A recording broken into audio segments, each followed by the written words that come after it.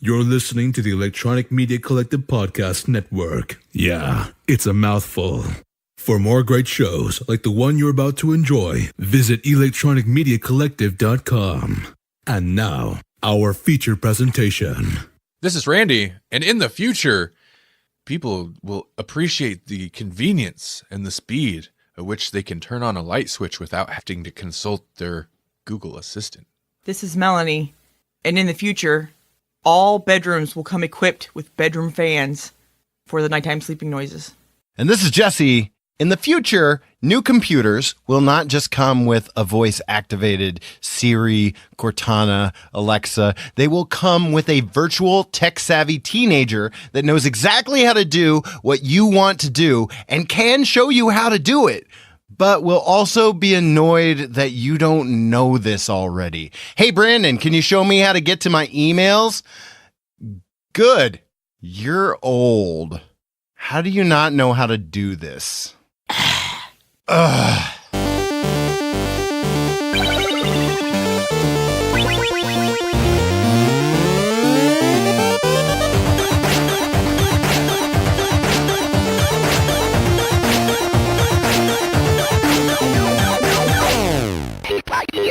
Welcome to the Grawlix podcast, maybe. Episode number 83? Wait, what episode was this? 83. 83. Episode number 83, maybe. Okay, 2019. Maybe it's not going to, we don't have to do confident introductions anymore. Maybe it'll be like mysterious introductions. Episode number 83, or is it? Is it mysterious or cryptic? Or both? Yeah. Crysterious. Crypsterious. Wow. Tales from the Crypsterious. Or the chilling tales from the Crypsterious. Chilling tales from the Cretaceous period. Okay, so, wow, we are not, 2019, kicking off. Awkward. Just like the way we always do. More of everything. More pregnant pauses. More editing. More... Yes, all of it. Hey, listener, we're glad to be back. This episode, we're going to talk about some TV, specifically Sabrina. There's the chilling, I always just say Sabrina. It's the chilling adventures of Sabrina, right? It's the chilling adventures of Sabrina the Teenage Witch. Except they don't have any of the Teenage Witch stuff in there. No. It's the new, not Clarissa Sabrina. Yeah. The Netflix Sabrina. You know, the one that can't reference Satan. Yeah. Oh, I believe they settled that out of court. I want to know how much Netflix agreed to pay. Well, how well is the show doing? Oh, I think pretty well. Oh, Well, yeah. then. Yeah. I mean, I think so. I think I read an article that said that they're already slated to do at least 3 seasons. Oh, yeah. No, yes. Yeah, I know for sure 2 and 3 were a go, which is, pretty rare to greenlight more than one season. Yeah, look what they did to the frickin' The Marvel things? yeah. Well, as far as I know, Archie Comics doesn't plan on launching their own streaming service anytime soon, but who knows? They'll have Sabrina and Riverdale. Maybe that's it. This will be the Riverdale episode. The extended universe of was it Greendale? Green Bay? Not Greendale, yeah. Is it Greendale and Riverdale? Are they both Dales? The Dales. I think so.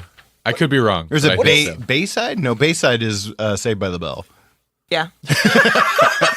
Well, you know what? That actually makes sense. I could see how you do that. Now I want that as a crossover. How do they not have a Bayside Riverdale crossover? Like, you know what? I can see Betty getting hooked on some what speed. Her and Jesse would be like so excited, and Archie's just like, "What's wrong with you?" Yeah. I'm actually surprised they've never, the comics have never done something like that. I mean, Archie's crossed over with every bizarre thing. Yeah, like it's Archie meets Predator, or Archie and the Punisher. Yeah, like they've done all of that. Yeah, why has there not been an Archie Saved by the Bell? Because that actually makes sense, right? That's why. That's true. So like, are you kidding? That's obvious. It's going to be Archie meets Chew. Archie meets Which, Chew. speaking of, We will be talking about next episode. do you know that? But yeah, they did a crossover with Revival. Yep. That's craziness. Yeah, they have very different tones, those comics. Very. So how long? so- how long till they do the crossover with the Riverdale? Do you think? Because they've already referenced it. I mean, like, They have referenced We'll get it. to that, but I mean, that has nothing to do with anything other than she kind of is like, "What do you think this is, Riverdale?" I think it was like some kind of throwaway line. Yeah, no, they've referenced Riverdale, and I want to say they referenced it a couple times. But I mean, of course, it could just be like comics reference. But I know the people making Sabrina also are involved with Riverdale, so like it's the same creators, like As producers long- and stuff. As long as it doesn't turn into American Horror Story and their dang Lee singing bullcrap, then I'll be fine. Well, then hope it doesn't cross over with Riverdale. Yeah. I'm so we're just jumping. Listen, listener, this is what we're doing. We're just gonna talk now. I'm so torn on how So I've watched a bunch of Riverdale now since watching Sabrina. I resisted the urge to watch Riverdale because it seemed real bad, but I started watching it, and it's real bad. The first season is just so bad, but I kept watching it. I don't know why. The writing is so terrible. It was so cheesy, but I was like, well, it's kind of interesting. It's kind of amusing. It's, campy and stuff. Season 2, whoa, it's a whole nother level. Like it's still terrible. Like it's so, I don't know. They just embraced the camp and they moved away from, there's still the teen drama kind of like ridiculous eye rolly stuff, but they really embraced the weird stuff and the over the top. Season 2 of Riverdale, there's a serial killer subplot, who it turns out to be is kind of bonkers as well. There's a gang, like it's kind of like the rival factions of Riverdale. It's basically West Side Story where there's like that's it. Yeah. Or like the greasers and the socias and stuff. Like there's the Actually, it's very much greasers and socias. That's what they were, right? Greasers and Greasers. Yes, I don't know what the other ones are called. So it's very much like that. What else? There's a vigilante aspect at one point where Archie starts the Red Circle. Yes, he does. Group. Yeah. And later that becomes the Dark Circle group where it's like what? Dark vigilantes. Oh, dude, it's all over the place and it's so crazy, but kind of awesome. So kind of ridiculously fun. So to like kind of reveal, you had kind of mentioned we have like a group chat, like a messenger, and you kind of posted because nobody was really watching the show but you, and you were like, it's nothing to do with anything, and I don't know if anybody cares, but I just got to this point in season 2, and you were basically laying out what we're talking about right now. Fast forward, like Holly and you kind of went on the same type of viewing pattern. Like we started with Sabrina, and when we got done with Sabrina, she was not done with the world, with the universe. Yeah. So she was like, I'm also going to get into Riverdale. I was like, I think Randy's doing this exact thing. And so she was just watching it. I was like, I don't know if I have time, but she would have it on. And so like I walked in, like I could hear it as background noise while I'm doing things. And I walk in and it's literally the thing you had described in the chat. And I was like, oh my God, this is as bonkers and over the top as Randy was talking about.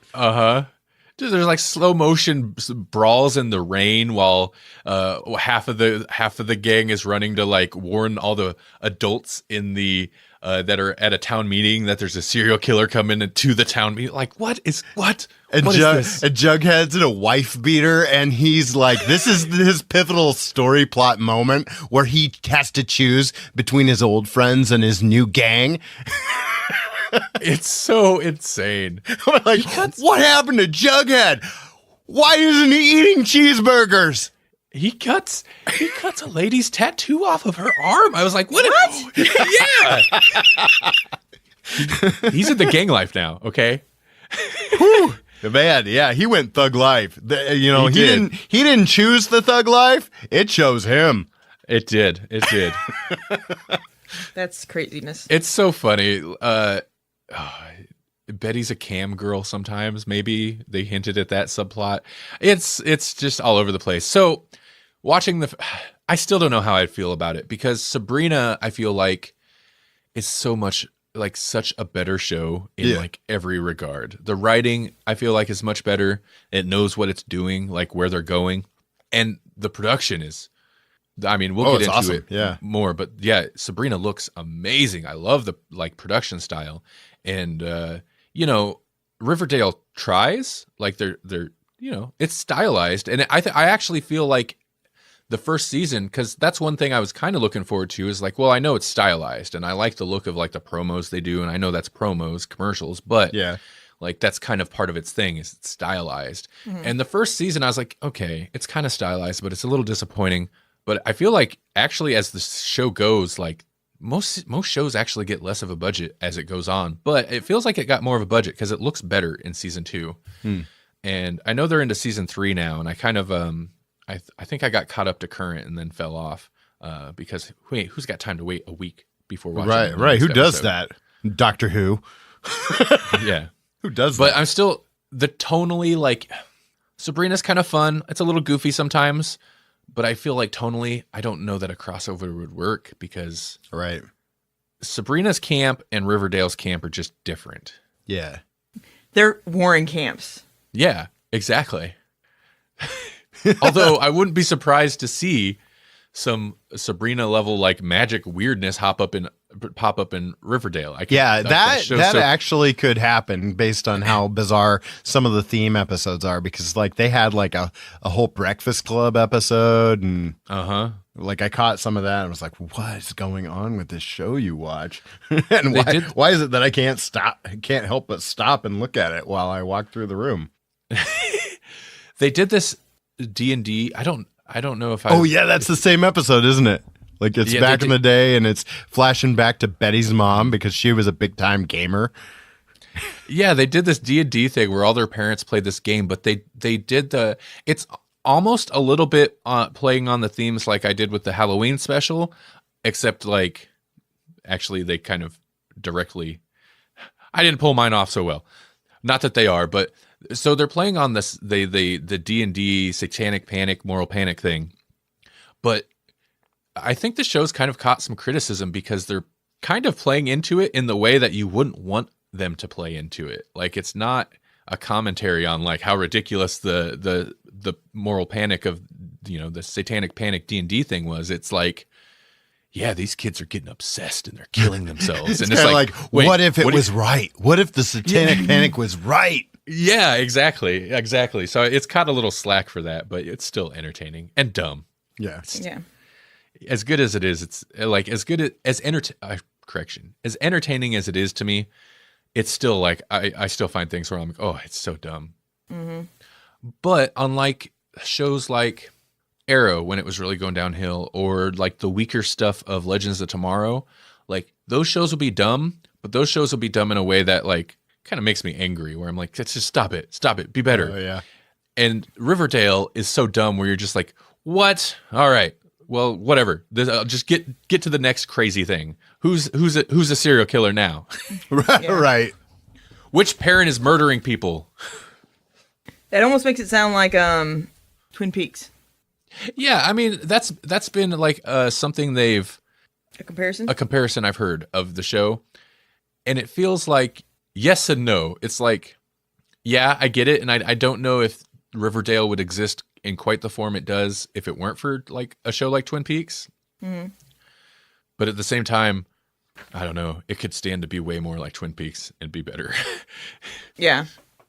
Well, most things could. That's true. I like Twin Peaks. Good. I love Twin Peaks. Wow. Watch it on your phone. So how all this got started is we were talking about a musical episode. Mm-hmm. Which really derailed me into talking about more of Riverdale. I think that was, for me, the worst Riverdale episode. They did a musical episode. I think it was season 2 even, maybe. I don't recall. Maybe season 3. And I personally, I couldn't stand it. I thought it was real bad. Was it a West Side Story? No, it was... Oh, that's what they could have done.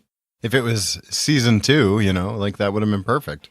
Yeah, and that would have been. I mean, I still might not have enjoyed the musical aspect, but at least I'd have got it. It felt so lazy here. The kids were putting on a musical, so they're doing a musical episode where characters would randomly just actually be doing musical. Like it was a musical, and that was the whole tie. Was they were putting on a musical episode of Carrie or a musical play of Carrie or something, which I appreciate, but. I don't know. So they turned into lazy. Glee for one episode, but without people that were hired specifically for their talent in singing. Yeah, exactly. And, I mean, not to go to Buffy again, but like you think about Buffy and If I have to. the Buffy musical episode, like kind of works because even though it's ridiculous, there's a reason for it. Like there's a reason suddenly it's a musical. Like it's not just, this is a musical because it's the musical episode. It's like, we're going to at least come up with some type of, There's a musical demon. Yeah, it was, there's a musical God. demon. From the but time. at least they did something. At least they did something, Yeah. It wasn't just a musical. It was like their guest cameo thing. They specifically, sometimes you'll bring in an actor to play a part, and the character that they brought in was specifically a musician, like a, Oh, yeah. like that's what he's known for. So it made more sense in that.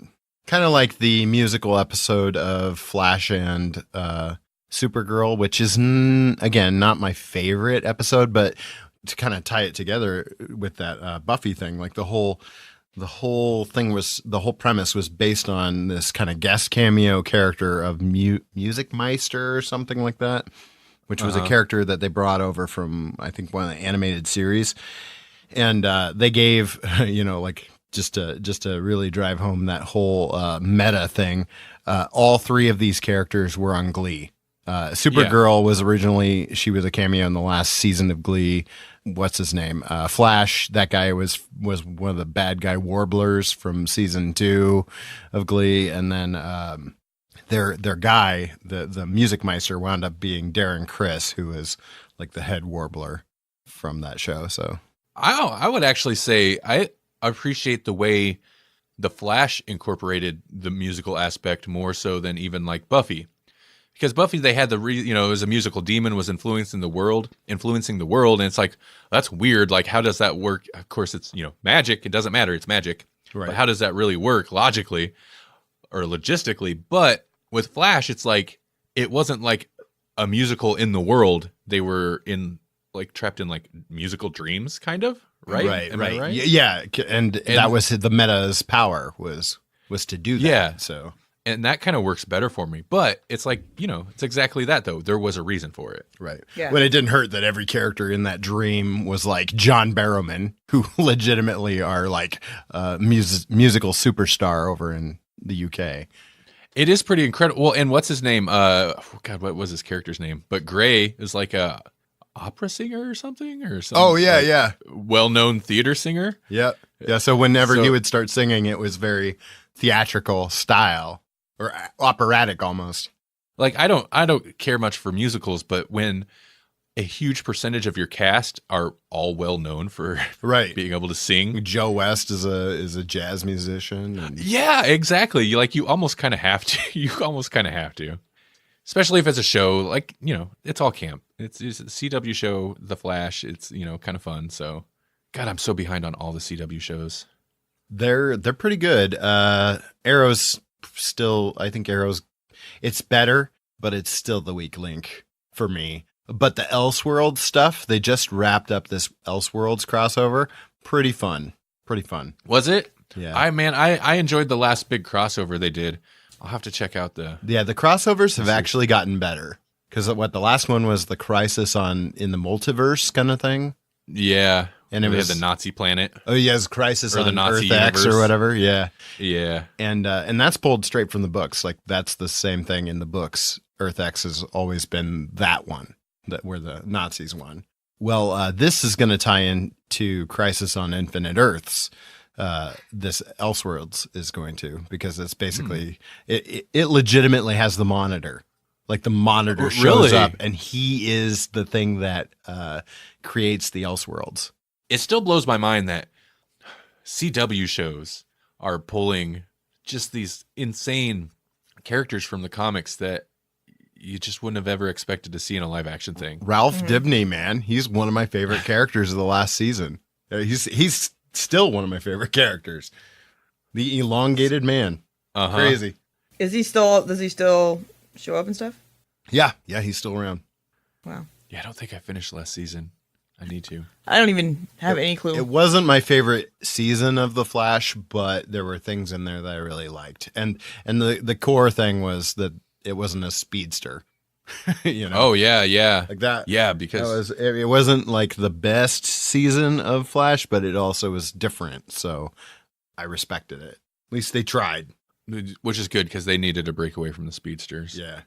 I can't think of another high-speed villain that they could have even possibly thrown in there.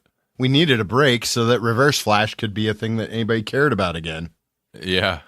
Do we have in-house news? I'm glad you asked because I wasn't sure if we were just going to dive right into Sabrina because we kind of did. But we do have some in-house news, and some of it's kind of old. I don't have a whole lot, but the first one was that we did a Facebook Live from, early on in December that we have not really even mentioned. And it was basically a trailer reaction show. So we went through a whole bunch of trailers on the show. Like Brightburn is a movie that I think we're all pretty excited to see coming up. Is that coming up in 2019 or is that further out?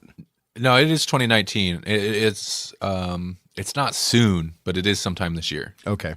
We looked at that and basically as many like comic book movies as we could find. So like the not Infinity War, but the follow-up, Avengers 4, Endgame. They released, that was a big deal. It was like one of the most watched movie trailers or whatever. And so we did a little reaction video to as many of those as we could find. So if you want to find that, you can check it out. There was like a week or so where they released, there's just a bunch of interesting comic book related trailers released. So yeah, all four of us, I mean, some of us might have been preoccupied with playing football games or something, but all four of us, the three of us and Jasper from GCU, were all on the live stream, and there were technical issues, but I think it was a fun idea. It was. It was cool to see us all four, like to see us, listener. Like you don't know how rare this is to see all of us on a video feed live stream. Right. That is notable. Yeah, because I don't want people to see me. It's part of it. You were even kicking in like your like evening, like your bathrobe thing. You're like, well, ready for bed. Well, I was kind of. I liked it. I liked how you were just kicking it. But you could see my big old basket of clothes, which was clean. It was clean clothes. I just needed to fold it, and I am notorious for not doing that. Hey, it's real. I just throw a sheet over all my stuff. So I mean, like my office is bad. Generally my mess is like just outside of webcam view. I was gonna say it's probably like the mess would be in front of me and to the sides of me, but behind me is a banner and I can just throw a sheet over whatever's right there. So that part's not so bad. So if you want to see that, you can find that on our Facebook page, not the group, the Facebook page, because I tried to find it in the group and apparently we didn't share it to the group. That's one of the confusing things about our Facebook is that we have two things. We have the group, which is actually a little bit more interactive in terms of people, and then we have the page, and so that's where you'd find the video. Another thing in terms of like social networking and that kind of thing, we got a nice shout out from the Make Eternia Great Again podcast on their episode number 64, where they discuss the classic Horde villain Montana. And they just kind of made a shout out because Carl Smith, he listens to the podcast once in a while, and he mentioned that they do like old He-Man episode sound effects in their show, and he's like, we should just for the heck of it sometime just throw in the Grawlix sound right there instead of the sword sound. And it was like, Yeah, that'd be fun. the teleport sound. yeah. The Blinkatron sound? Either do our Grawlix sound or the Blinkatron sound, and just throw that in there and see. It was like the Grawlix. Yeah. When Melanie drops a Grawlix word, we have to cut it. And that sound okay. And so they gave us a nice little shout out, and Nice. So wanted to make note of that. So that's cool. So if you guys are interested in classic He-Man discussions about characters from the He-Man universe, I would highly recommend the Make Eternia Great Again podcast. And those guys are super cool. And we've talked to them. We met them at Comic-Con this past year, and just generally nice guys. Also, this one's more directly related to the Grawlix podcast. We have game streams again. Yeah. Game streams. The game streams have begun. Anew. Yeah, the Grawlix Plays is what I used to title them as, but lately I've just been calling them gameplay videos. Yeah, we've started gameplay videos again. I've lifted my shanks. I lifted sanctions on YouTube, so we started uploading stuff. We began uploading stuff again. We started last month. Slowly, I've been not so slowly, but I've been trying to upload all the back episodes of the podcast, but also, more importantly, and probably more interesting to people who want to watch a video, is we've been playing games. I've been playing Dredd vs. Death, a Judge Dredd video game. And I have some other kind of fun one-off gameplay videos coming up, and also we might have some other Grawlix people appearing on the games. It might happen. We might have some Jesse, might have some Jasper. No promises. And I'm always trying to get Melanie to do things, so maybe there will be a Melanie gameplay video. Maybe not. Trying to make the YouTube channel more active again. Yeah. Make the YouTube channel great again. Oh boy, the Dredd lip is mighty on that. Like whenever they show Dredd, like I've always said that his Dredd lip is so exaggerated that it reminds me of Sam Eagle. Well, on the video game, like they're the same. Like when he talks, he looks like Sam Eagle. It's dude, I love the look. So this game is actually like I'm enjoying it quite a bit. It's from. I think it got wide release in 2005, but technically it's from 2003, so it's an older game, but it's first-person shooter, and it's got, like, it kind of nails the Dredd feel, the Dredd aesthetic. The character of Dredd is perfect, like, the voice actor is good, he looks good, and also the world just kind of has that, it's kind of got that sarcastic, slightly tongue-in-cheek Dredd, a Judge Dredd feel to it, like there's a lot of humor to it. Right. But also, Dredd is a fun character to play because then I can do a Dredd voice the whole time. Right. Yeah. It seems like you're embracing it almost better than the Batman Let's Plays. Oh yeah, for sure, because I get to run around as Dredd. And the Batman one was the Telltale Games Batman, and so it's very much like you're kind of stuck into the story. There's not a lot of actually running around as Batman doing Batman-y things, and so I get to run around as Dredd and do the voice and arrest people and beat people up. And you get into it too. You'd be like, what, 6 years? You got off light. Yep. When you arrest people, it arbitrarily like gives them a sentence. Like, usually it's like 10 years, 15 years, life, depending what they did. But if you arrest like random citizens, it'll like also give you, he'll come up with random like offenses. Like one of them was on possession of an unlicensed gerbil or goldfish or something. It's like, what? Well, that's right. But it flashes by so fast, like I hardly get time to pay attention to it. So this last episode that just went up, it'll be I say it'll be because we record these kind of timey-wimey, but it'll be chapter 3. It just went up last Wednesday. That's when I've been uploading the videos. I might have done the Dredd voice a little bit too much because by the end, like after I switch out of the Dredd voice and do my little rap out outro, you can hear my voice is kind of tore up. So it's too gravelly. Yeah.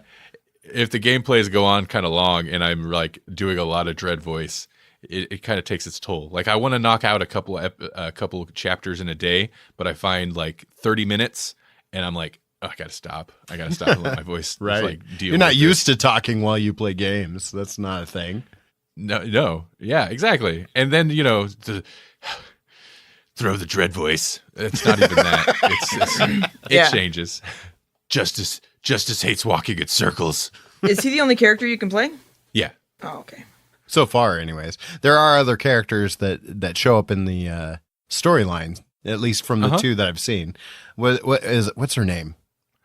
Anderson? Oh, Anderson. Yeah. Yeah. Well, I was going to say, if you could switch players, you should switch to a chick, and then it can be like that, and then it can make your voice feel better. No, Anderson was making me real mad on the last video. Yeah. Because she talks to you through your headset. And, okay, so I might have went a little overboard with Dredd might have been in a bad mood.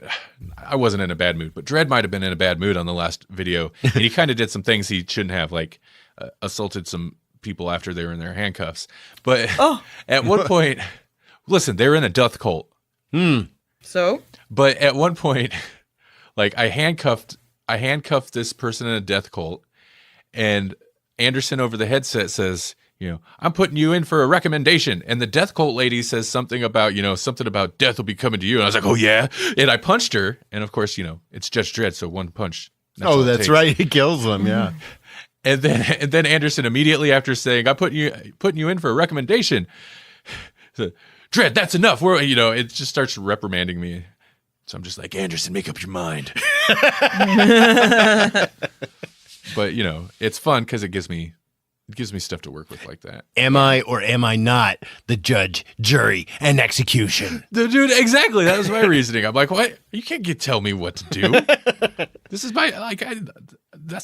it's in the job description. I could do this if I want. You're taking me out of the experience here, Anderson.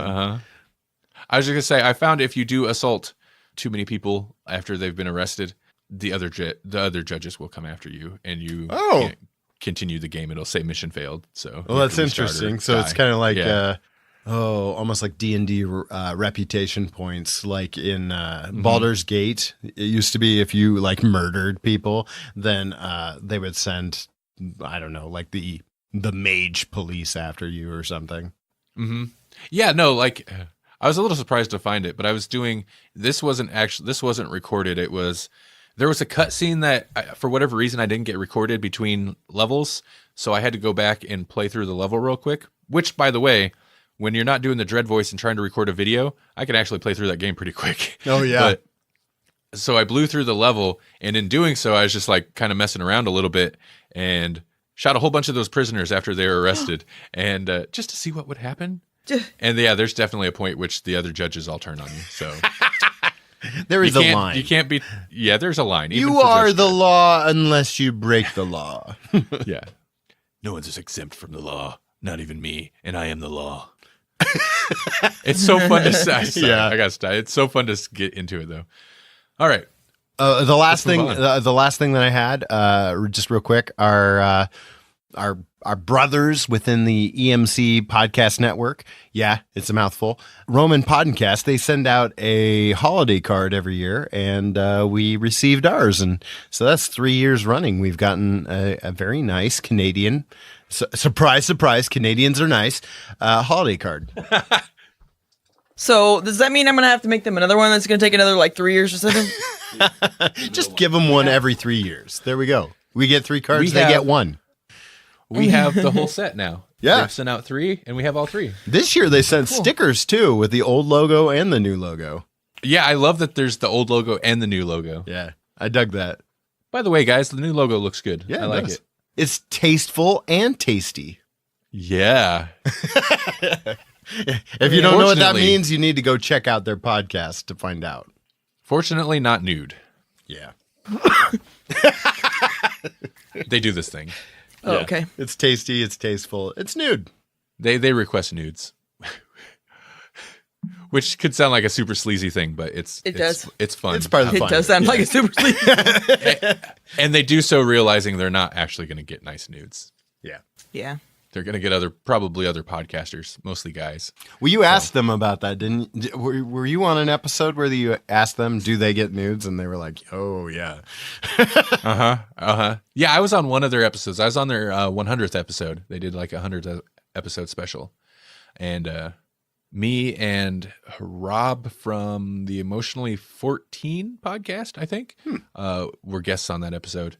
And that episode's interesting because it was basically Roman podcast. They normally they do like the funny news stories and stuff. Right. They dropped all that and it was just all about like the show, like how they started it. And then, we got to ask questions. So yeah, we asked them all about the nudes and all that stuff. It was a good time. Fun.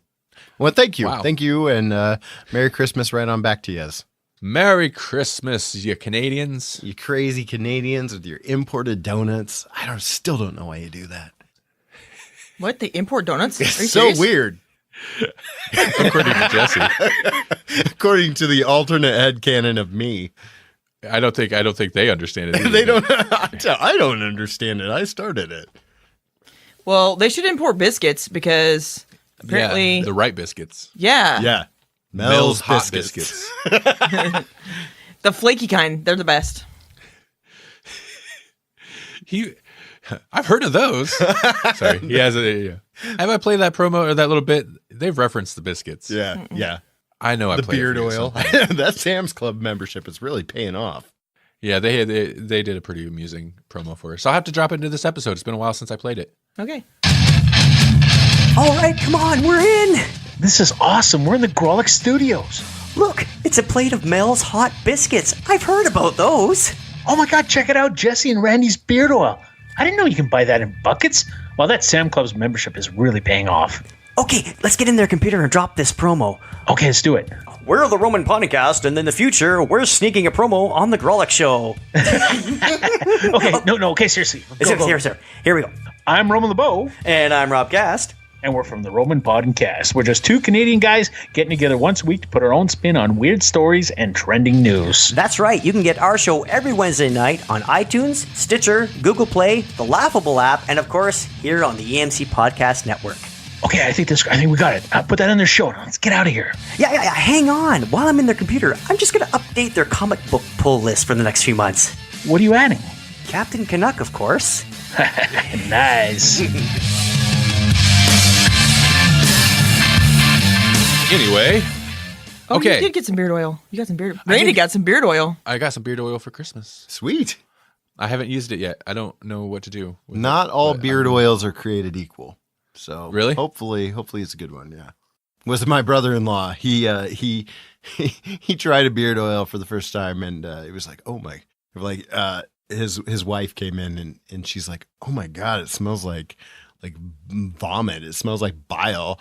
And he's like, is that you? And he's like, no, it's not me. And then he smelled his beard and it was the weird reaction from the beard oil. And he's like, oh my God, it is me. Oh, Oh, weird. Yeah. Weird. Okay, interesting. so yeah, give it a test before you go out in public. You might smell like bile. Might smell like bile. Awesome. Yep. Knowing is half the battle. That might be a thing. Well, should we talk about maybe the thing that we said this episode was going to be about? Yeah, let's do it. Yeah, hey, that's chilling. It's a brand new adventure. It's Sabrina. Sabrina, not Clarissa. No. Not Clarissa. Although Sabrina does not explain it all, she constantly asks for everyone else to explain it to her. Yes, she does. That's my number one gripe about the show. So we're talking about the Netflix's Chilling Adventures of Sabrina. We've watched all of the first season and the midwinter's special something solstice. Yeah. Yeah. their Christmas special. And we're going to talk about it. And so since I'm thinking about it, I want to jump to that. My first number one gripe about this show.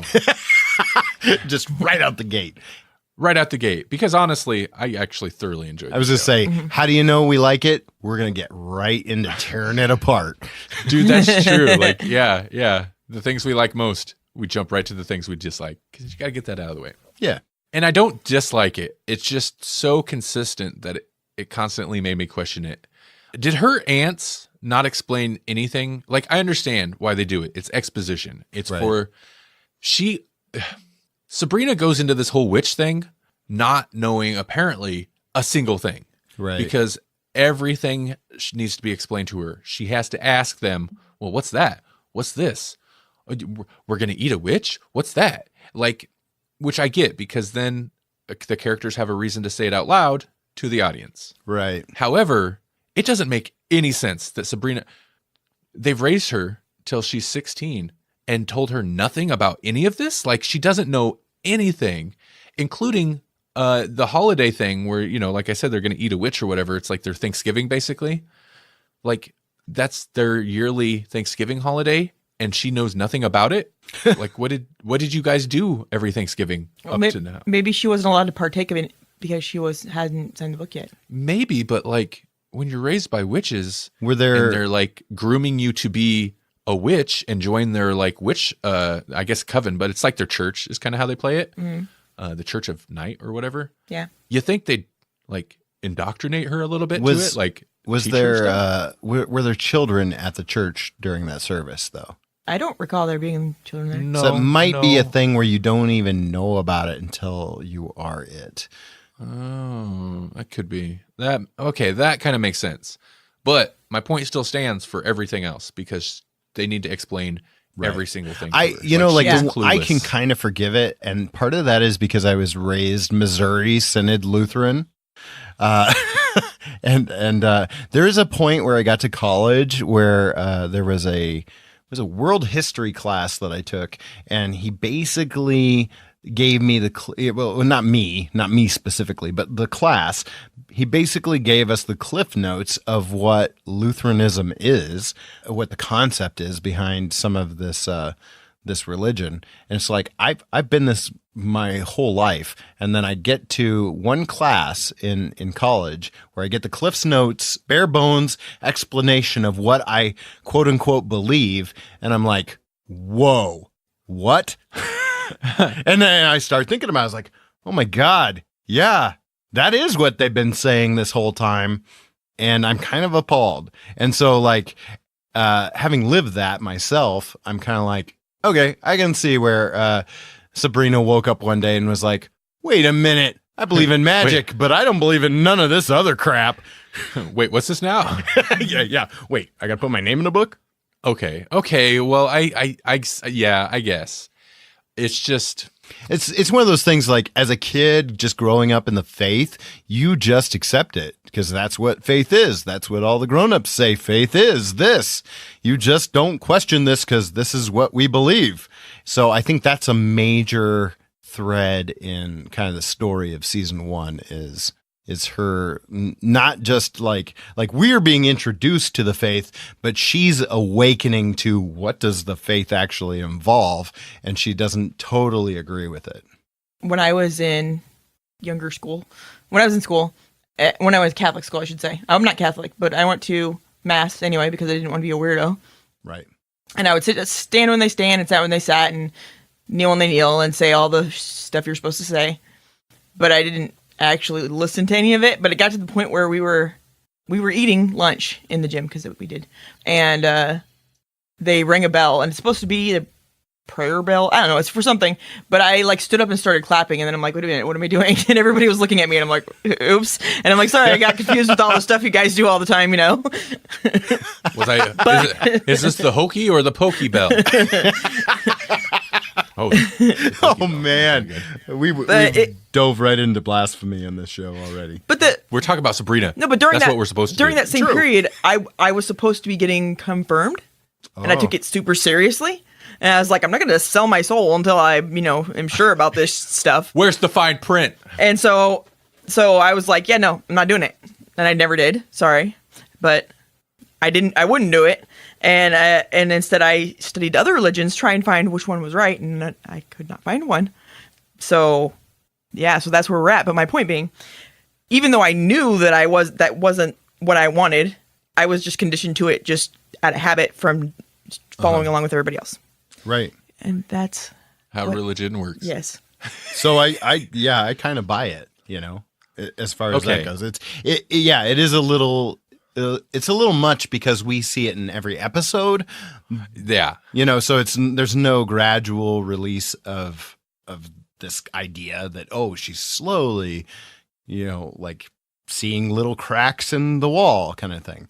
No, it is. It's very systematic. But on the other hand, if we could space it out the way that this kind of thing works, I kind of buy it. Like that is kind of how it slowly comes to a realization until you're like, oh, that's what I believe. I don't think that's true. Yeah. Well, I get that, but I also get Randy's point. Like the it's just obvious. Not, I don't want to say lazy, but kind of lazy exposition device. Oh yeah, no, I agree. I do agree. Yeah. I also, yeah, it's both. I get the religious thing, but like the Cain's ground or whatever, that plot out in their cemetery that brings people back to life. Oh, I would have asked about that a few times, I think. Yeah, true. That's true because she even has to ask about that, of course, when it's obvious like what her motivations for asking are. But when it seems apparent that she knows that's the plot that like her aunt kills the other aunt and brings her back to the life in, So I would think she would have asked about that at some point when the camera wasn't there to see it. But that was also a good thing on their part because then she can still, the sister that got excommunicated, which I don't know if she still is, but she could still bring her back to life if she killed her because it was the ground, not the church. Anyway. Good point. Yeah. It's separate of the church. Yes. Yeah. And she didn't seem to lose her powers. You're right. But they said they did take both their powers at one point, but like they didn't take her power, which is weird. How does that work? It doesn't matter. Yeah, you wouldn't think they'd really be able to.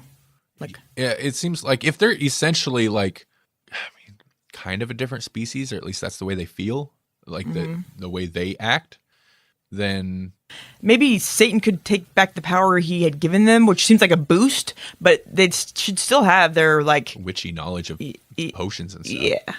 Yeah. Okay. Well, that's not important. So witches be crazy. Got 99 problems, but a witch ain't one. Truth. So what did you guys think of the show? And what were your thoughts going into it? I was thinking it was going to be lame. It kind of is sometimes, but it's got, witchy stuff, so that's fun. Although Satan seems super pervy. Pervy? Yeah. Would Satan be any other way? Yeah. Why? Actually, I always thought Satan would be kind of prudish. Really? Well, I mean, he's a fallen angel, so I would think that I just would think he would be. And if he got sexual, it would be like some weird twisted stuff that makes him feel bad. Not, It's true. Well, maybe he's... Never mind. We don't need to talk about like your mental version of what Satan would be. Okay. Right. Yeah. I was super... I don't know why, but I was actually kind of super excited for this as it was... I don't know. The trailer... It sounded interesting, and I think it's basically playing on the goodwill that one arc of Afterlife with Archie with me, that we talked about in like year one of the podcast. So it was playing on that where I was like, oh, if they're going to work with, that angle where it's like kind of a dark horror themed Archie property, that could be really good. Netflix, for the most part, like when they put effort behind a show, the show's usually pretty good. And so I was super excited. I seen the trailer and I was like, well, it looks interesting. There's the teaser, and then there was like a longer trailer that eventually came out. And that one had me slightly nervous because it kind of highlighted the camp. More of the the camp. Yeah, which the show does have, definitely.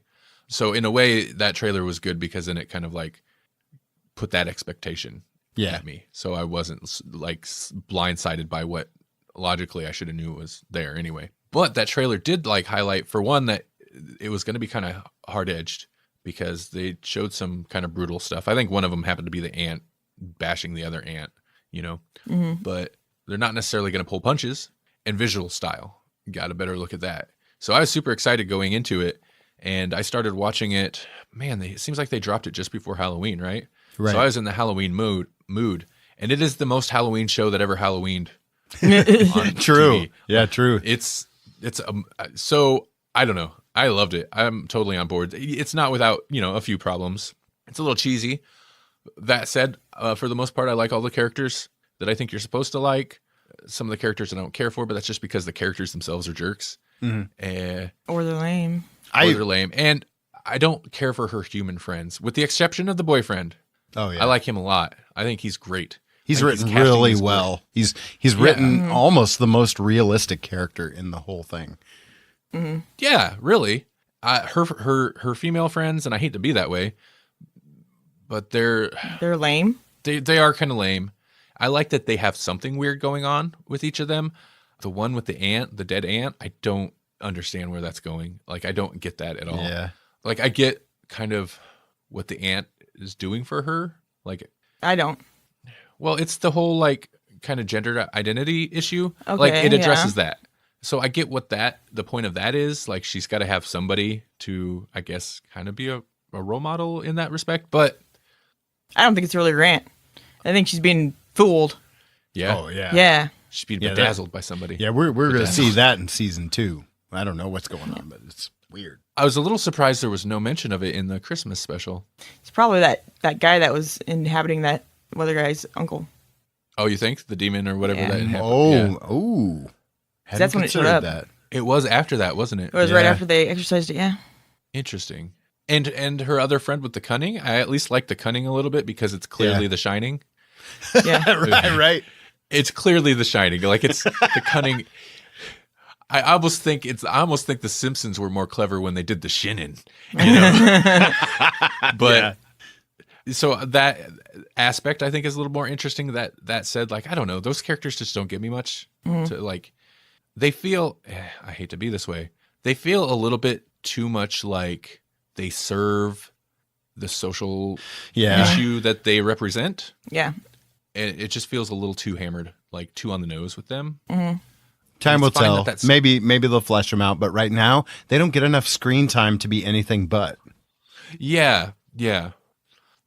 And yeah, like, I don't mind that they're there, that those issues are like represented in the show, but I feel like there needs to be more to it. We're kind of standing by the stance that we've already taken on this show, which is if it's good writing, it's good writing, and that's right. You know, like we should be addressing these issues, but they should be done in a clever way. They should be done in a way, and not a clever for the sake of clever, but clever in that it like, oh yeah, we're actually saying something with this without it being the whole point. Yeah, without it being clumsy or just super on the nose. I don't like Sabrina, the character. I like the show. I don't like her. I do and don't. Real quick, I had read the Yes, thank you. I had read yeah. the original comic that this is based on, and it's part of the whole Archie Comics horror line. I have not read The Hunger, which I really want to now, especially after seeing Jughead as a greaser. I really want to see Jughead as a werewolf. So if you're not aware of the horror line, we did cover Afterlife with Archie, which was basically Archie meets zombies, and then Chilling Adventures of Sabrina that came out after that, and it was much more of a coven witch style, and it's dark. I mean, like, the art style's dark, kind of in the same way that Afterlife was, but a little less pop art, which is funny to say.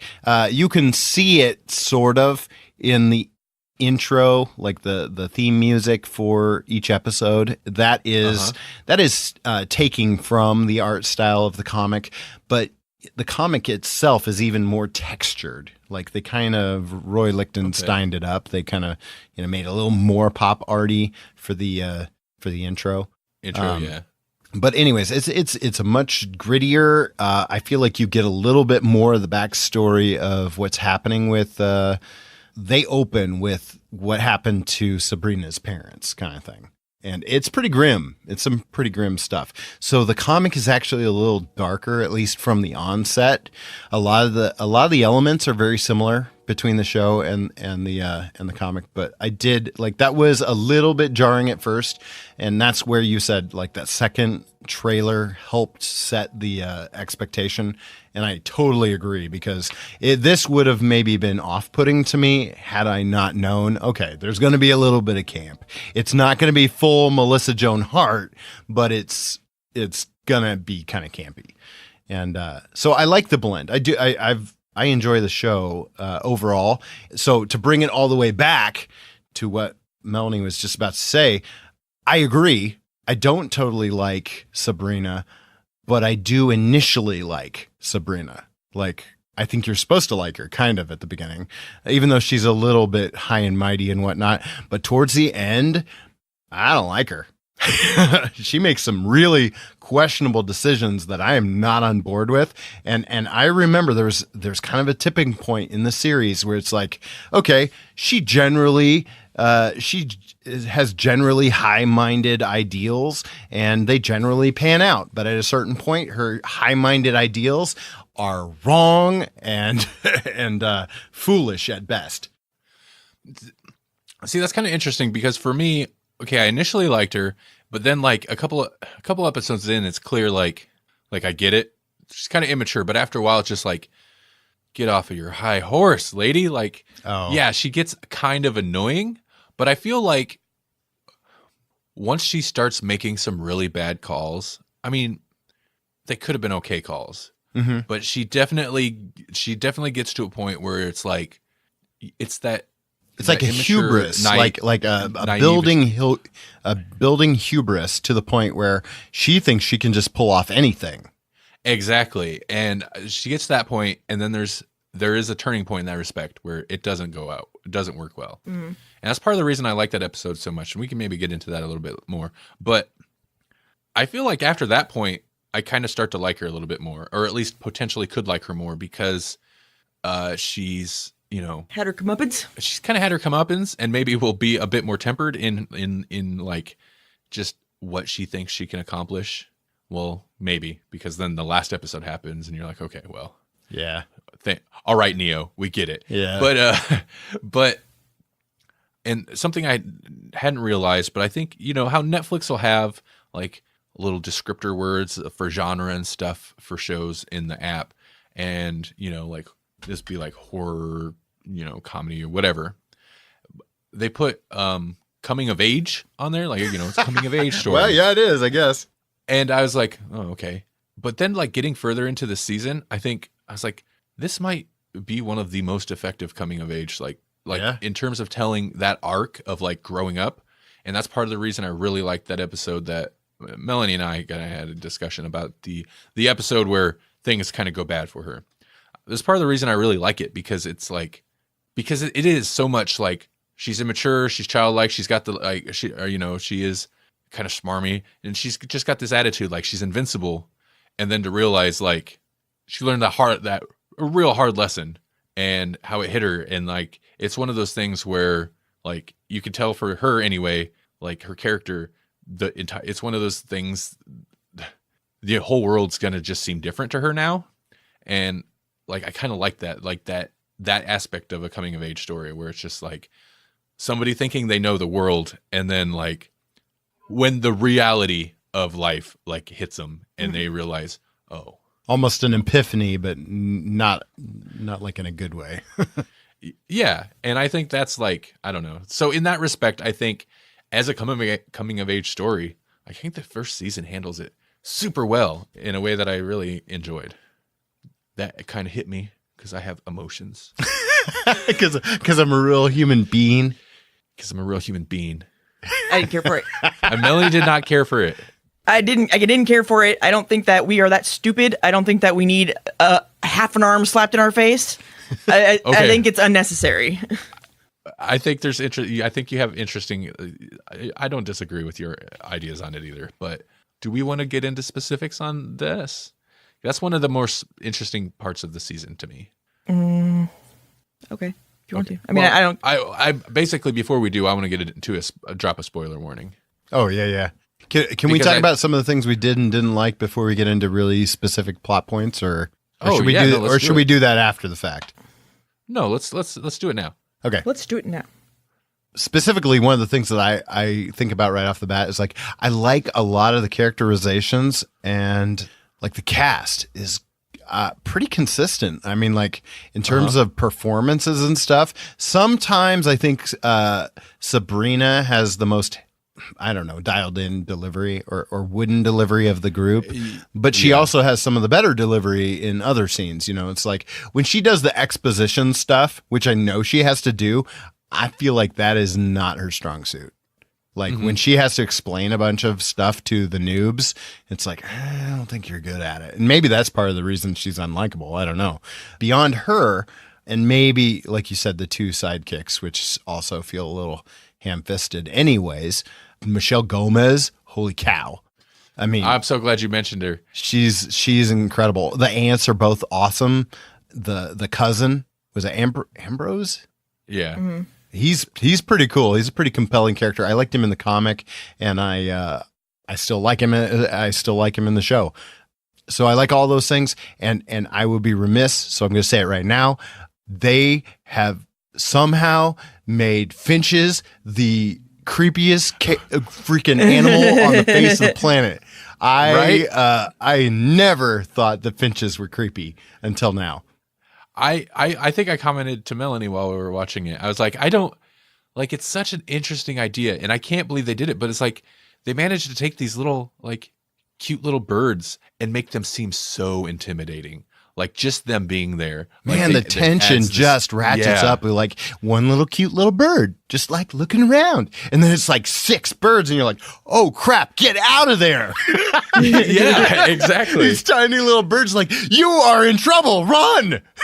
I love it, and I kind of want to never see what happens if they get you. And I know that might be an urge they'll have, is to, like, well, let's finally show it. But I kind of want to never see it, because I just want them, I want to be like, well, why? Why are they... What do they do to you? Well, I don't know if we'll see it, because now we don't have a reason. You're like before, he's kind of stuck there. So, I don't know. I hope come up with something. Yeah, I hope we see him again. But like, yeah. Oof. At first, I thought they were just for him, but then when they came, whenever anybody else was astral traveling, I was like, oh, okay, no, it's just a thing that happens. Yeah. So I want to jump back real quick and talk about the cast that you mentioned. Michelle Gomez, right? Who's that? Missy. From Doctor Who. She is fantastic. She's my favorite part. Yeah. She makes me, like, every scene, she makes me laugh, and because she plays it, and not in a bad way. It's very much the way she plays Missy, so over the top. Like, every scene she's in, she's just chewing the scenery till there's nothing left. Like, but it's in such a good way. Like, it's so entertaining to watch. Like, if she's in the scene, you can't help but watch what she's doing. Mm-hmm. And the way she delivers lines, it's so, like, it's kind of amazing, because she's got this, like, cheesy way of, like, delivering everything. Mm-hmm. It's so over the top and so, like, deliberate, and I don't know, but it works. Like, she's so good at it. It's just endlessly entertaining, and it would very often make me laugh when I don't know if it's supposed to, but she just entertained me. It's supposed to. The ants. So the one ant who's kind of a bee, a bee bullet, as Melanie would say. Yeah. Like, she's good at it. She's good at that role. She is a bee bullet. So I'm not wild about her character, but whatever. It's fitting for her character. Right. The other ant I also love, because she also, she plays it so weird, but she's also very entertaining to watch.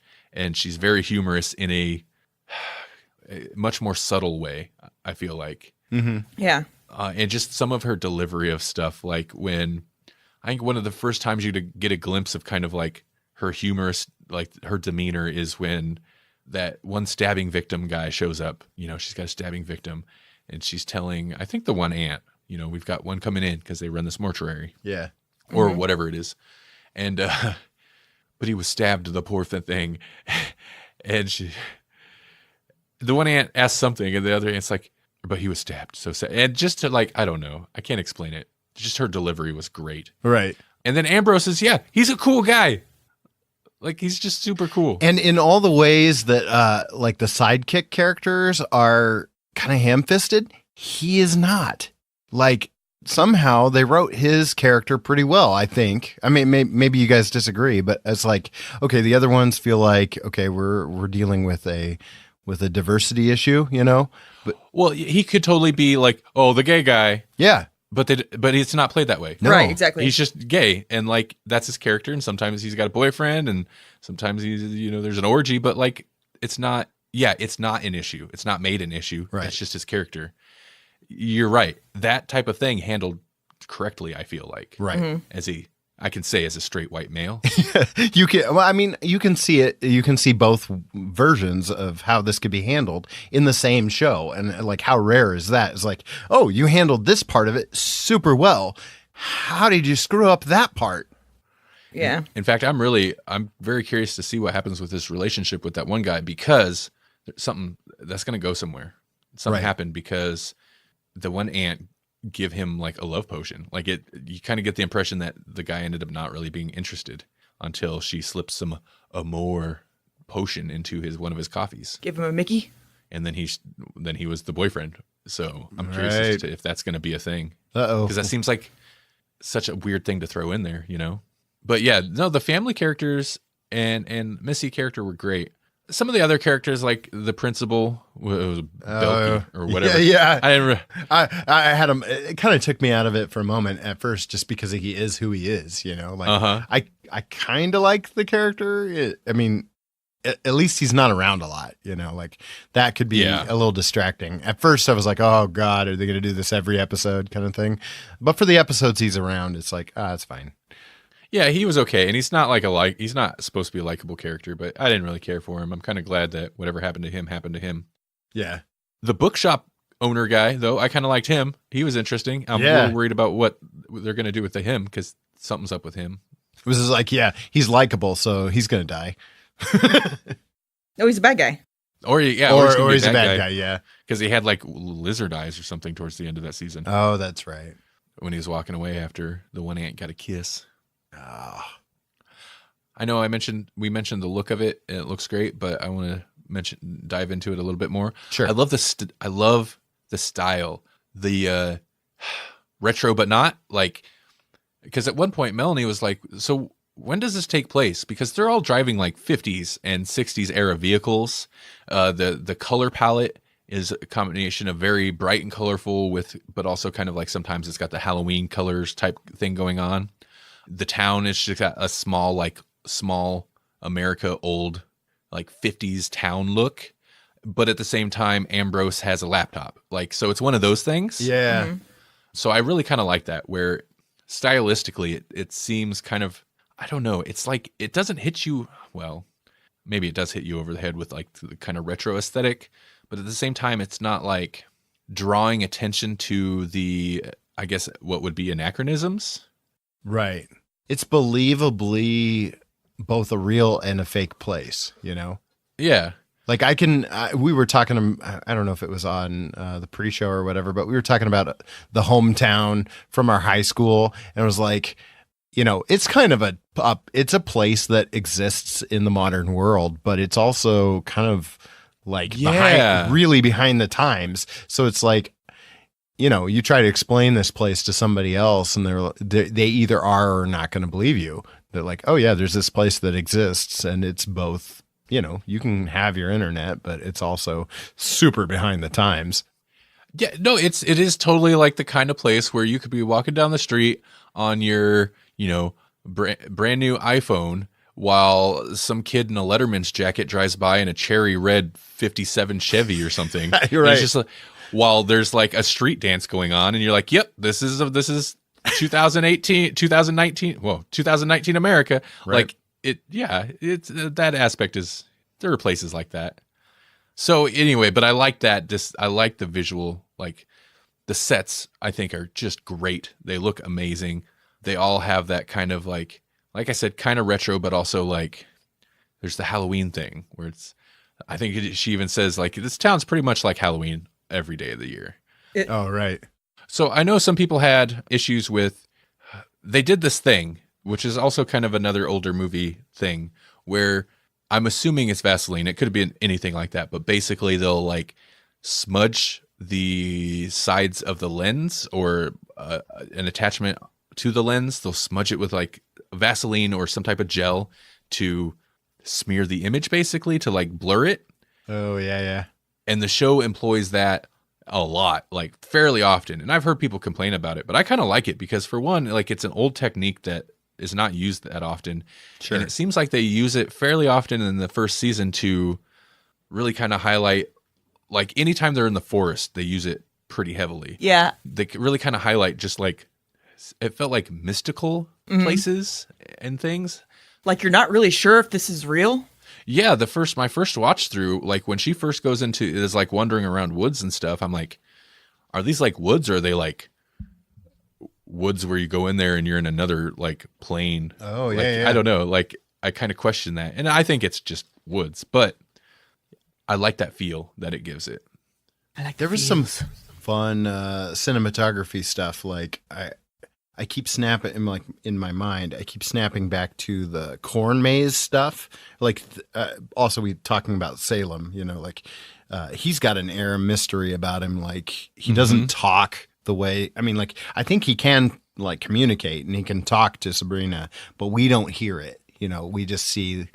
Well, aside from when he introduces himself, basically. Yeah, when he's still in like demon form, kind of. Yeah. So like that's the only time we ever hear him speak.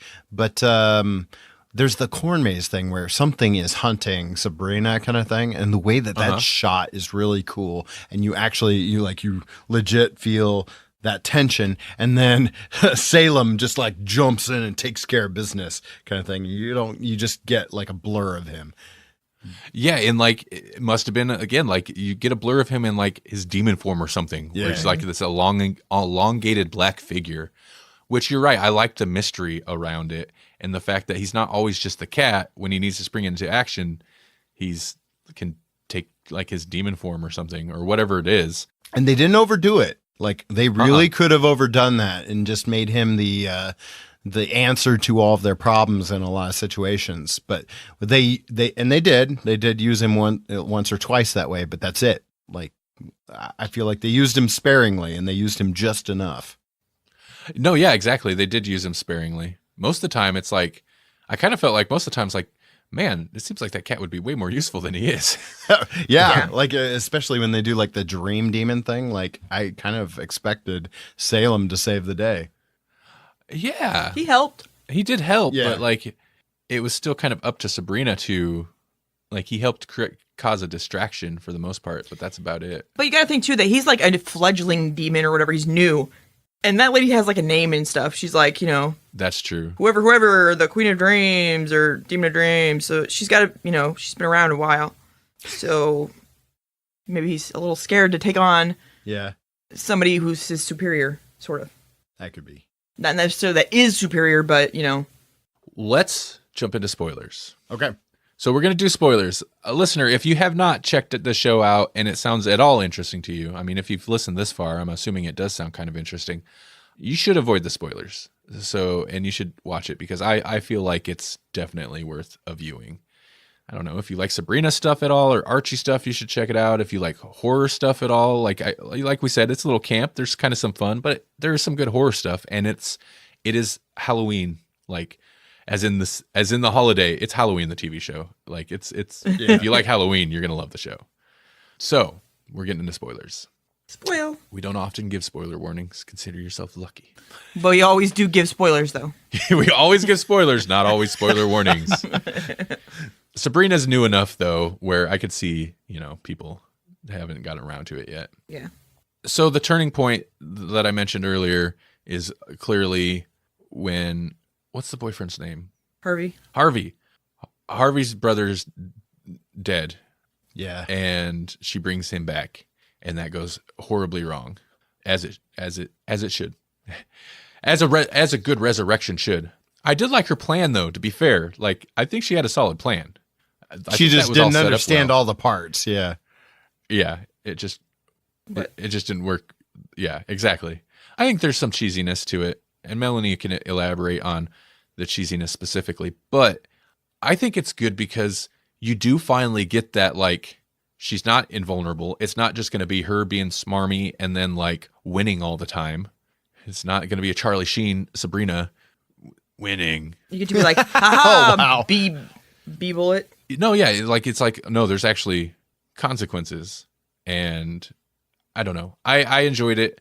I was along for the ride. It picked me up on the ride emotionally. I was invested because I don't know why. Because I like Harvey. I think Harvey's God. I don't know why. There's not much to his character other than he just seems like a nice, like kind of unassuming dude, right? but he's like the perfect casting and stuff. He just looks perfect. He plays it well. And you feel for him. You're like, I think you can relate to him. Like we all know that person that it's like their role in life is just kind of fixed, and you want to see him be able to prevail and do the thing that they're good at. But at the same time, it's a product of their family. So it's funny because it's like Harvey is kind of like Sabrina, just in a different way. Like Sabrina's destined to be a witch, no matter what she wants for her life. And Harvey is destined to go work in the coal mines, no matter what he wants to do with his life. With Satan. With Satan. With Satan. Yeah, both of them with Satan. Yeah. No, yeah. And it's one of those, it's the episode, for Sabrina, the world changed that day. And for me watching the show, the series changed. I was like, oh, they're actually going to try to like go for some actual emotional punches. It's not just going to be completely fluffy fun. Right. Oh, jeez. Now, Melanie. Yeah. How'd you feel about this episode? I think it was a piece of poop. Do you want to elaborate on that? I think that it was because I think your points are valid. We got into a very brief but strong disagreement on this, but it's okay. I think you still have valid points. I think that I understand the point that they were trying to make. I think that it was unnecessary for them to go the route that they did, though, and that was all just to play on people's emotions. Yeah, they could have made the point without her having to go into limbo, find his brother, and have his soul get eaten. That was unnecessary, and I think it was kind of rude to us. I think that's why I like it, though. It was an unnecessary step. Mm-hmm. It was just a little added brutality to make the situation worse, and I think that's why I liked it, because it's not like things just didn't go bad. They went as horribly bad as they possibly could, and I think I like that the show was willing to do that. Like, oh no, the brother's not just dead, and we're not just going to have Harvey kill the zombie thing that came back as his brother. We're also going to destroy his very soul. And I was like, whoa, that's hardcore. Well, I didn't appreciate it. And how Limbo was represented was, I don't know. I liked it visually anyway. Like, it's weird. It kind of brings up a lot of questions like, wait, why? What? Right. But I liked the weird, like, faceless figures in the fog that clearly looked like they CG'd a bunch of characters, but it's interesting because it's like they didn't need to. They could have just been people out there, but they wanted to make it look extra weird. Right. So they are like weird, almost animated characters in the fog. I kind of agree with both of your points of view in that, like in terms of the story beats, this is what makes her so unlikable for me. It's like, or at least at that point, like she made I was disagreeing with her decisions before this, but like when she got to this, is like, you were just wrong on every level and you just can't even see it. You so think you can fix everything, she was, her actions in this moment are absolutely unredeemable. So I would agree with Mel on that. It's like, you shouldn't have even gone there, and I'm offended that you did, kind of thing. Like, but at the same time, it makes for good storytelling because she becomes a villain. And they kind of pursue through that. I mean, she's well intentioned, mm-hmm. but so I don't know. I do see kind of derailed the visual stuff that you were talking about, and I agree with that too. It's like it was kind of a cool little like. It was like, this is the first time we are actually in another realm. And somehow they were able to make that seem even more different than when we were questioning it before. Uh-huh. Well, I mean, I harped on kind of the somewhat sloppy exposition devices they used. But that said, like, I get it. There was so much, like, just world building and, like, rules, like, establishing of rules and worlds in this season that, like, I can kind of forgive some of the sloppier exposition delivery methods because, wow, they crammed a whole bunch of stuff in. There are things about that episode that, okay, it's unnecessary. You had beef specifically even with the fact that she ran out with the guy's arm. Yeah. And the look of that. I didn't mind that. It's fine. Again, it was another one of those things. It is unnecessary. It's another one of those things where it's just, further enforcing like the horribleness of it, like just making it as bad as possible. You could have just heard the scream and she ran out and she's not there, but instead they're like, no, let's give her a severed arm to hold on to too. Ugh. Yeah. And then how the scene, the first time I was the second time I was a little bit more aware of, the second time I watched it, the scene that she has with Harvey, how it plays out. Like, I do like to call back to like her dream where he's like, you've told me all this before, except it doesn't play out like that at all in this one. Yeah. But even still, man, he buys it real fast. Like he buys into it super quick, and he's pretty quick to be like, okay, yeah, no, I'm going to take this gun and go shoot my brother. Mm-hmm.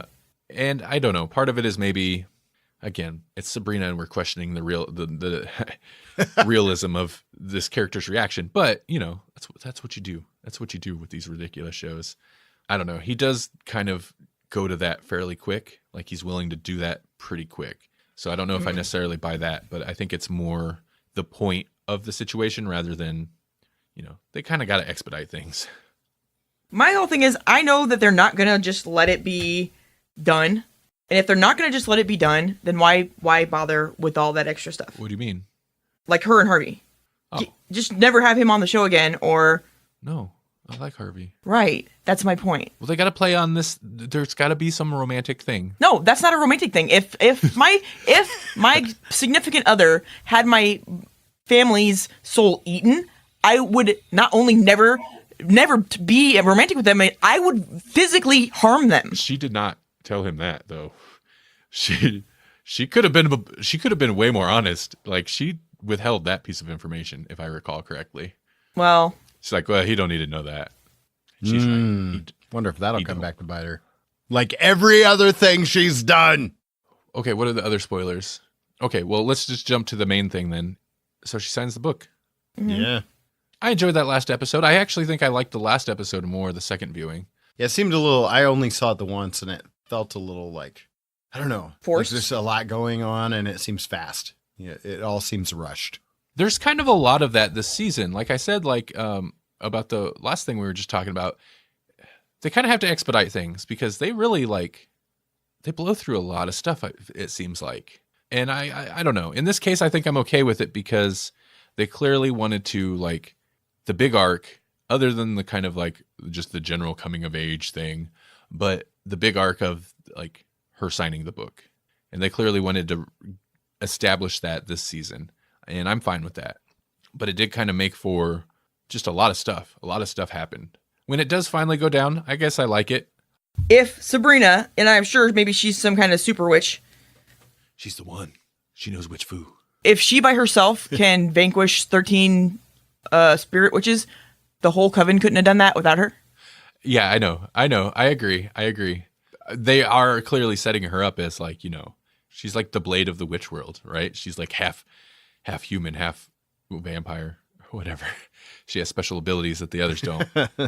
She can go out there in the sunshine. She can conjure she can conjure the hellfire apparently, and eventually make Missy. That's simply what I call her. Eventually make Missy kind of jealous or nervous, I guess, once she realizes, oh wait, this might not be a good thing for me. Yeah. Christmas special. Let's talk about that for just a moment, because I just want to say, I think it's interesting that they set up. It kind of feels like a very quick reversal of a major decision at the end of last season. Yeah, because it was stupid. Why the hell would you take that guy's kid? Yeah, the baby. Right. Take the baby. I mean, it made for I kind of liked the witch thing with the kids, and I kind of like that little creepy plot. Yeah, and also it's what is the world of being a witch? Because they're scared of supernatural things when they happen, but then when they're like, oh, this is the one witch, and she has the 99 dead children and all this and blah blah blah or whatever it is. But then they just invite the witch over and to come in, and they're talking to her and oh, you want to have a drink? And it's what is the world of a witch? Because it's scary, ghosty things, and there's this witch. Oh, we'll just that's Mildred. We'll just invite her over or whatever. Yeah. Just don't tell her about the baby. When Ambrose is he's sitting down there doing some study work, and he sees the corpse through the mirror that's standing there, and he looks over, and he does this thing where he's oh, I must be seeing things, and I'm you're a witch. You know there are ghosts and witches and demons. why would you ever question it? Why would you Yeah. ever be like, oh, I must be seeing things? Like, nope, that corpse is standing up. There's supernatural stuff going on because I'm one of them. So let's deal with one this. of them. Yeah, like it's so weird to like be one of these things, but also then be scared when supernatural things are happening. Yeah. Well, maybe it's like what's that? Lord of the Rings, where he's like a wizard and stuff, but he's like, there's worse things than orcs in the deep places of the earth because he knows that there's some crazy bad stuff there. That's true. So even though he's one of the crazy things in the world, there's worse ones. Yeah, that's true. Everything's got to have something that it's afraid of. But I was so thrown when they invited her over. Oh, we'll just invite her over, and like, Yeah.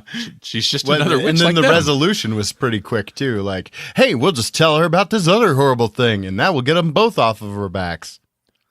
The bit with Sabrina's mom, I thought was weird though. Yeah. Yeah, that was weird. That Was that actually her mom? Did we determine? I guess. That's kind of how they played it. Like I was questioning it partway through, but then Even as it was happening, I was like, "Is that her mom?" Like I knew it was her mom. I was like, "Is that her mom?" And then we're like, "Oh, no, she just called her mom. I guess it's supposed to be her mom." and she has some kind of like who, like 2 episodes ago, her mom was just like lost in limbo, and now she's like, The queen of the underworld. yeah, she's like Yeah. some death goddess thing. It's just for the holiday, though. Is it? It was just for the holiday. She said it was just she was the solstice queen or something like that. Oh, Oh, weird. that's convenient. Yeah. No, I would say it wasn't as good as the rest of season 1, but it was also a fun little Christmas one-off. Yeah, it was pretty good. I was actually a little nervous about it going into it. I was like, well, I don't know, a one-off. It like what it's probably going to do something cutesy, but like, I thought it was fine. Wasn't any killer Christmas trees or anything. Right. Yeah, true. Give it that. No robot Santas. No, it's true too. Yeah, I don't know, Sabrina. It's good. I'm excited for more. Yeah. It's good still, even though I have gripes about it. It's good. Does it make you want to read the comic? No. Kind of. Yes. I was a little curious about the comic to begin with. Yeah. And again, that's working off the goodwill of Afterlife with Archie. Which Oh, was totally. So good. Totally. Mine is it'd have to be way, way better than this to make up for Clarissa. Well, specifically though, like the chilling adventures of Sabrina comic. Right. Like I said. I'm curious. Well, I'm Jesse said curious. it's I'm darker than the curious. show. I'm curious how you'd feel about it because it's like this. I got the comic first, and so it's like, okay, well, I'm willing to indulge some strange offshoot of this.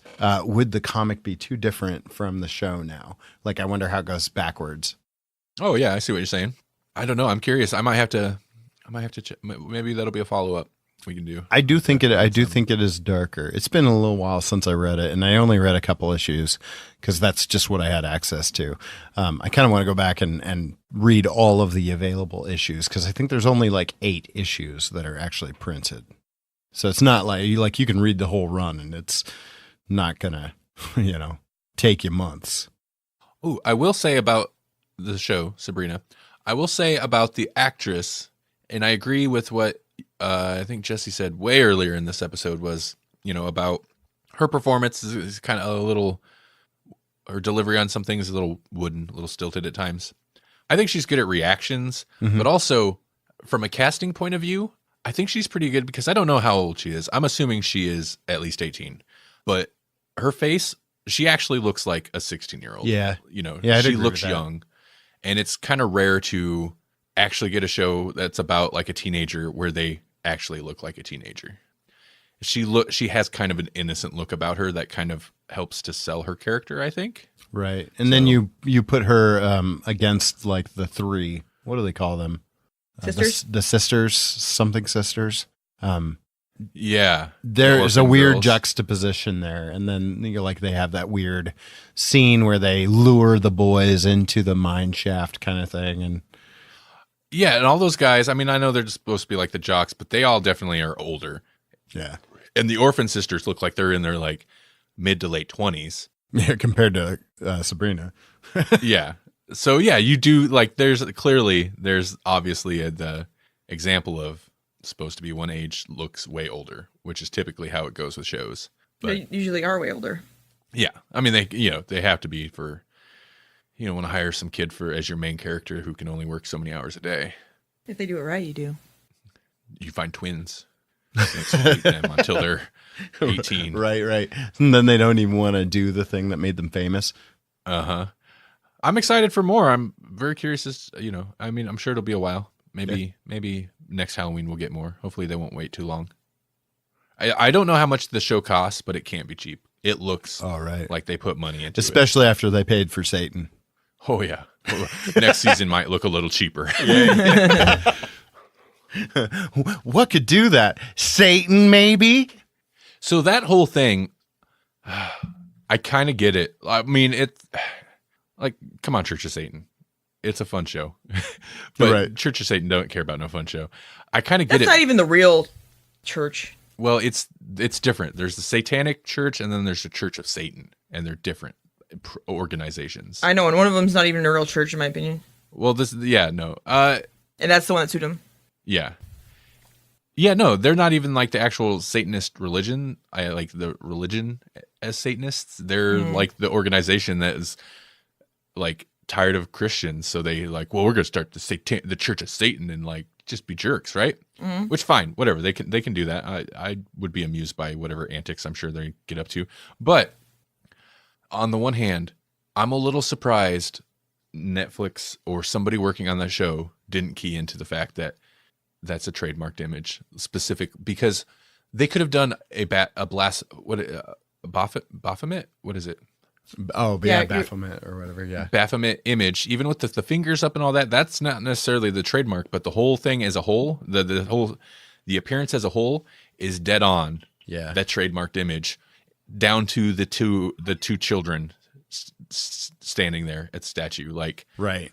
Kind of seems like somebody wasn't doing their job. Somebody kind of should have played like, yeah, we can't, you need to change this a little bit. Well, maybe they figured, heck, they're Satanists. So, they're all about free will and doing what you want to do. Why would they be upset? Our characters are saying praise Satan every episode. Come on. Yeah. Right. And no, instead they give this just trying to inspire the satanic panic of no, come on. Right. This is not perpetuating any satanic panic thing. Mm-hmm. Whatever. Yeah. Good stuff. It was weird. So that's it. That's all I got. Yeah. Letters page. Letters. We have no letters. Again. People, what is wrong with I you? have to check my mailbox. Maybe there's something wrong with it. Maybe there's something wrong with you, listener. Tell us about Sabrina. Tell us about Riverdale. Surely somebody out there has something to say. How good is Riverdale? How good is it? What do you think happened to Betty's maybe not really brother? Ooh. What happened to him? Where'd he go? I don't even care. That guy's a jerk. He was a jerk. I don't know what none of you guys are talking about, and I'm happy about it. Merry Christmas! This is Randy from in the future. Wait, what month is this? Oh, I just missed it. Happy Easter, Labor Day, Arbor Day, President's Day. Anyway, I come back from in the future because these numbskulls forgot to tell you how to send us letters. And in the future, we need letters. Send us an email at letters@grawlixpodcast.com. It's GRAWLIX podcast.com. Letters. As in that thing that you only get for the holidays. Or is that a postcard? It doesn't matter. Send us an email. Or you could send us an MP3. Do a voice recording, wrap it up in an MP3, throw a bow on it, email it to letters@grawlixpodcast.com. Is that too complicated for you? Or maybe you're like, I don't know how I'm listening to this podcast, but I don't even have a computer. Pick up your phone and dial 559-426-6427 to leave us a voice message. We'll play it on the show, provided you're not a pervert. That's 559-426-6427, or if this helps you remember, 559-4COMICS. We want to hear from you, because as I can attest, in the future, we need your kind words. Because I'm lost in time. Episode 100. I'm just trying to get back to episode 100. All right. Future Randy out. This has been Randy. Problem? I haven't got a problem. I've got Grawlix problems, plural. This is Jesse. We used to have 50 on staff here. 50! I'm the only one left, and it comes down to one schmuck. Me, the night shift bellhop. What the Grawlix is that? A bellhop? Huh, what is that? You know what the name comes from? Huh? From someone stupid. Some schmuck rings a bell, and you hop. You hop front and center. This is Melanie. You got Grawlixed by an oven full of witches?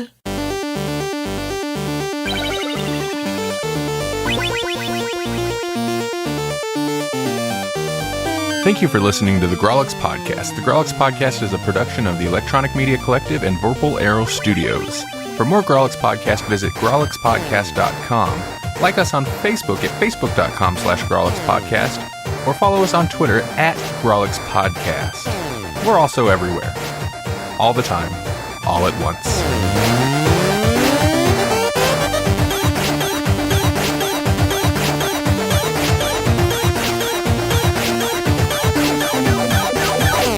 Future prediction. Oh, man. I have to come up with 2 of them, huh? As much as I do like these, I am going to look forward to not doing them anymore. Yeah, I think episode 100 is going to kill future predictions and movie quotes. Oh, people are going to be sad. Patrick's going to be on. Patrick and Matt D, which, you know, I do value their opinions because they are the few listeners that I actually interact with us. They will be upset.